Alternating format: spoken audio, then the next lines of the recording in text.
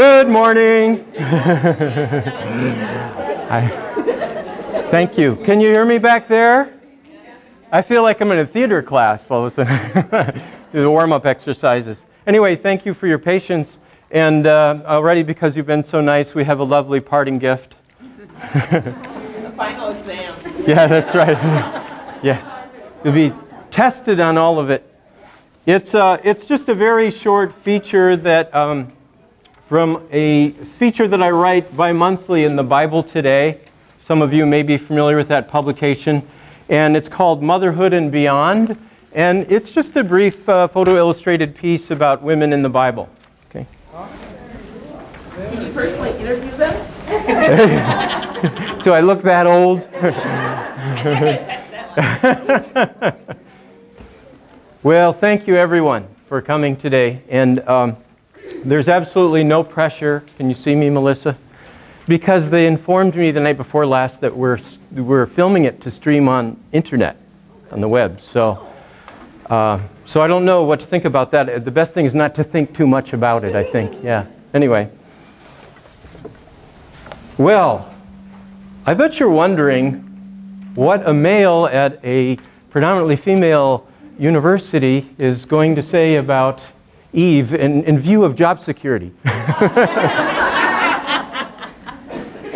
But what we're going to do today is go beyond just the popular notions of Eve and to do what in my doctoral program I was told again and again by my mentor, my doctoral dissertation director, said, show us how the text works.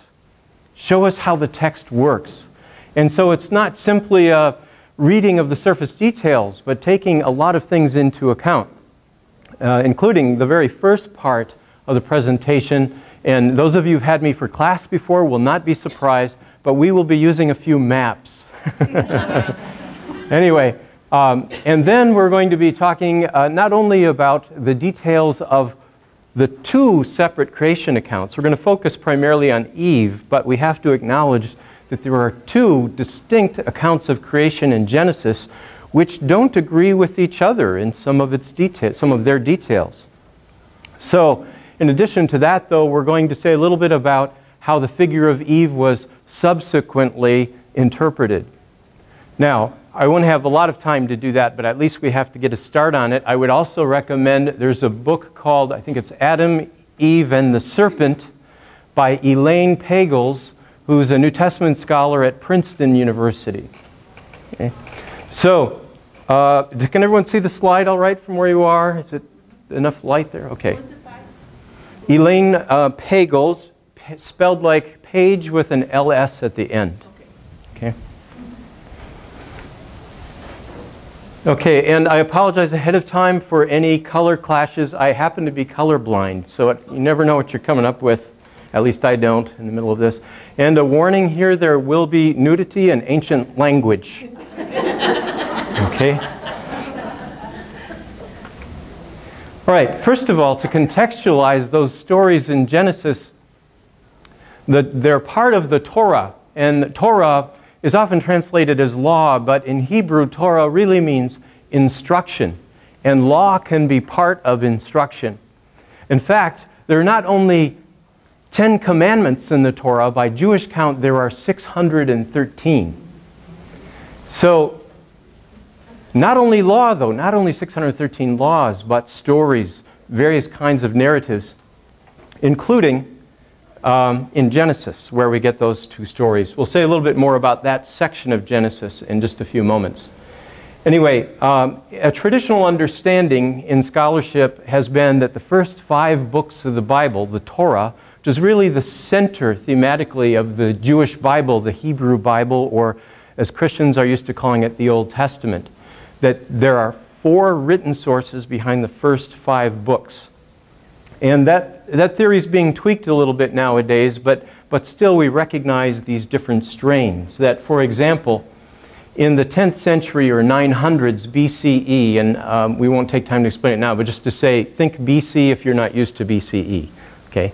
So, 900s BC, we have a source called the Yahwist. That's after Yahweh. I should say German scholars first noticed this. So Yah with a J.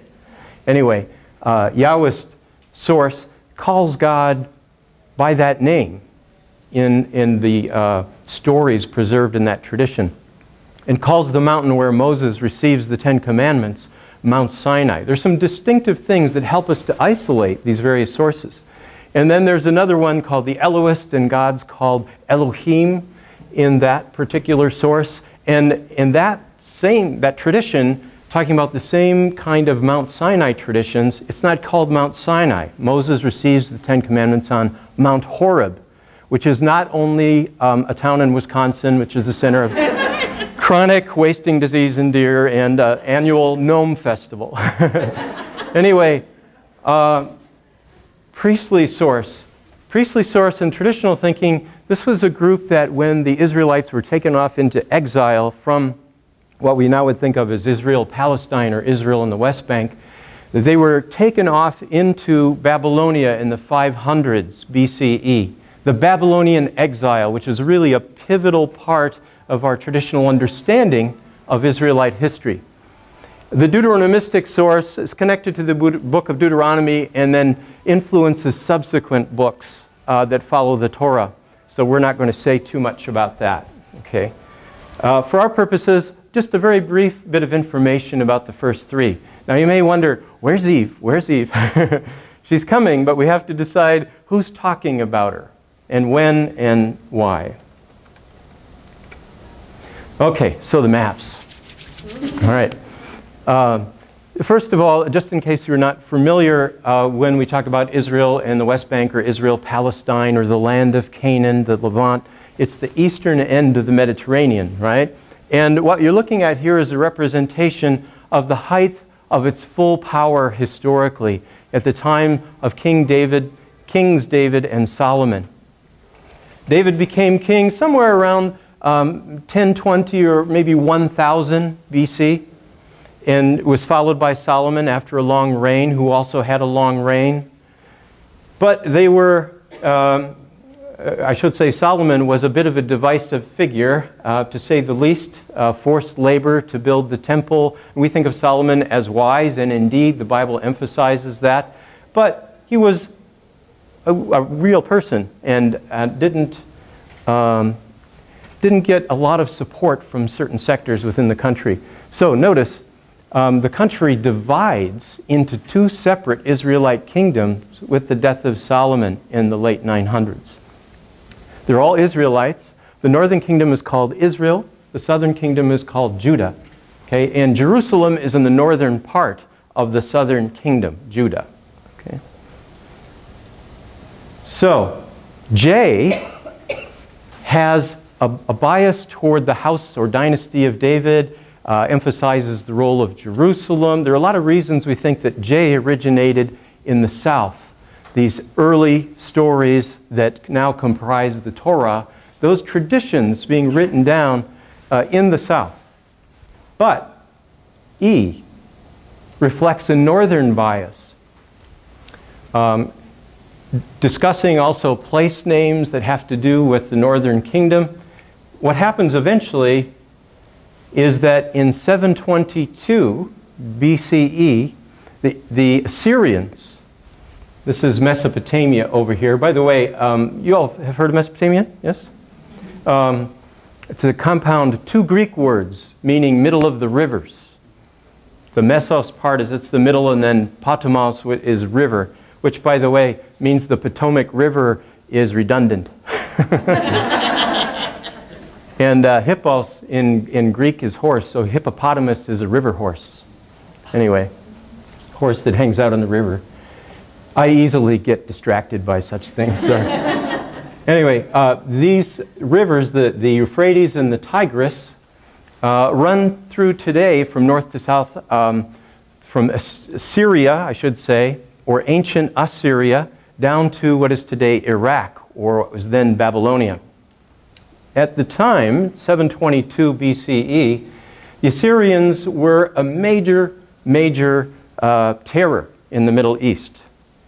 So much of a terror, it has been imprinted on me for decades by my classics teacher in college, who happened to be a priest with a Ph.D. in classics. And I had him for Western Civ class.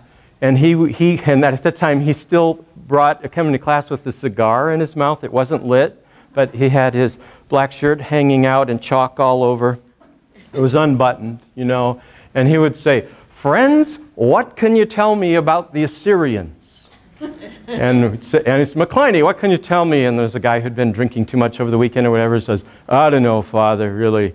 And then he said, "Well, let me tell you," he takes a cigar out, "they were sons of bitches." Anyway, so, and indeed, they were the terror. They piled bodies of their enemies outside the cities they had destroyed, and the survivors of the sieges that they laid to each Israelite city were impaled on stakes outside. Eventually, skulls. Their common practice in their conquest was to pile skulls also along the roadside as a deterrent. Well, the Assyrians came down to Palestine, or as we would think of it now, Israel, Palestine, or Canaan. And in 722 BC, conquered the northern kingdom of Israel, the northern Israelite kingdom. So on this map that's down to here, those people were eventually taken into exile. But think of J and E with that conquest combining. So those traditions from the north combined with those from the south. That's in 722 BC. And so from 722 BC until 586 BC, there's one little Israelite kingdom, and it's Judah in the south, the southern kingdom. With me so far? Okay, great. The Babylonians are the new power. And so the Babylonians eventually overtake the Assyrians. They start empire building.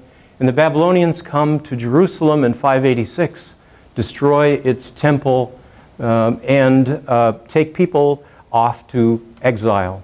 The best and the brightest, as it were.